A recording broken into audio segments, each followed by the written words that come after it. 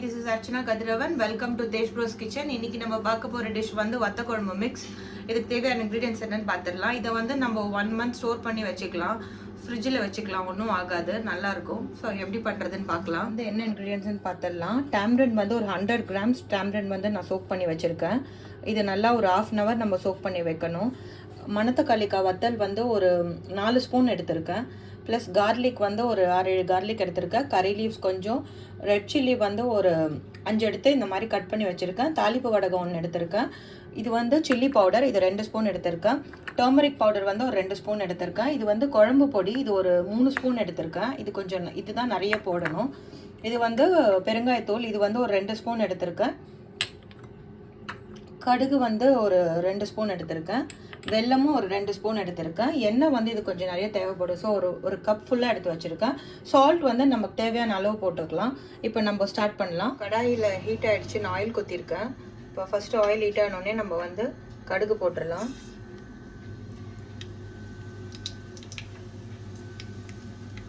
கடுகு கொஞ்சம் ஸ்ப்ளட்டர் ஆன உடனே நம்ம அடுத்தது வந்து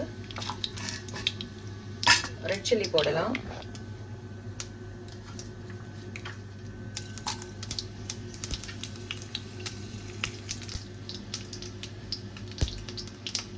இப்போ வந்து டர்மரிக் பவுடர் போட்டுக்கலாம்.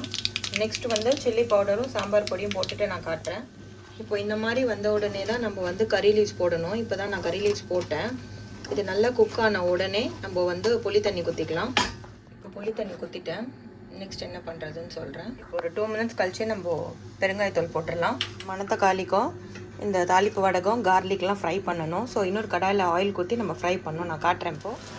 ஸோ இப்போ கடாயில் ஆயில் ஹீட் ஆனதுக்கப்புறம் நான் வந்து பூண்டு, தாளிப்பு வடகம், மணத்தக்காளிக்காய் வத்தலெல்லாம் ஃப்ரை பண்ணுறேன்.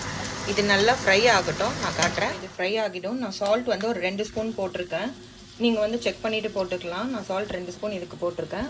தக்காளிக்காய், தாளிப்பு வடகம், பூண்டு எல்லாத்தையும் இதில் போட்டுட்டேன். நல்லா குக் ஆகட்டும். இந்த டைமில் வந்து நம்ம வெல்லம் போட்டுக்கலாம். வெல்லம் வந்து நான் 2 ஸ்பூன் போட்டிருக்கேன். நல்லா குக் ஆகணும். இதில் வந்து நம்ம தண்ணிலாம் எதுவுமே குத்தக்கூடாது, ஏன்னா தண்ணி குத்தினா கெட்டு போயிடும். வெறும் புளி தண்ணி மட்டும்தான் குத்திருக்கேன். நல்லா குக் ஆகணும். குக் ஆனோடனே நான் காட்டுறேன் உங்களுக்கு. இப்போ இந்த மாதிரி நல்லா கெட்டி ஆகணும். இப்போ இது மாதிரி ஆகிடுச்சு. இன்னும் ஒரு 2 மினிட்ஸில் நம்ம ஆஃப் பண்ணிடலாம். ஆஃப் பண்ணிவிட்டு நான் உங்களுக்கு பிளேட்டிங் பண்ணிவிட்டு காட்டுறேன். இப்போ நான் பவுலில் மாற்றிட்டேன். இப்போ நீங்கள் பார்க்கலாம் எவ்வளோ திக்காக இருக்குன்னு. ஸோ இந்த மாதிரி இருக்கணும். ஆயில் வந்து இது கொஞ்சம் எக்ஸ்ட்ரா தான் இருக்கணும், ஏன்னா அப்போ தான் கெட்டு போகாது, 1 மந்த் வச்சுக்க முடியும். இதை அப்படியே நம்ம ரைஸில் நல்லா மிக்ஸ் பண்ணிவிட்டு சாப்பிட வேண்டியது தான். இந்த மாதிரி கிளாஸ் ஜாரில் கூட நீங்கள் ஸ்டோர் பண்ணலாம். ஸோ உங்களுக்கு அது கெட்டே போகாது, நல்லாயிருக்கும்.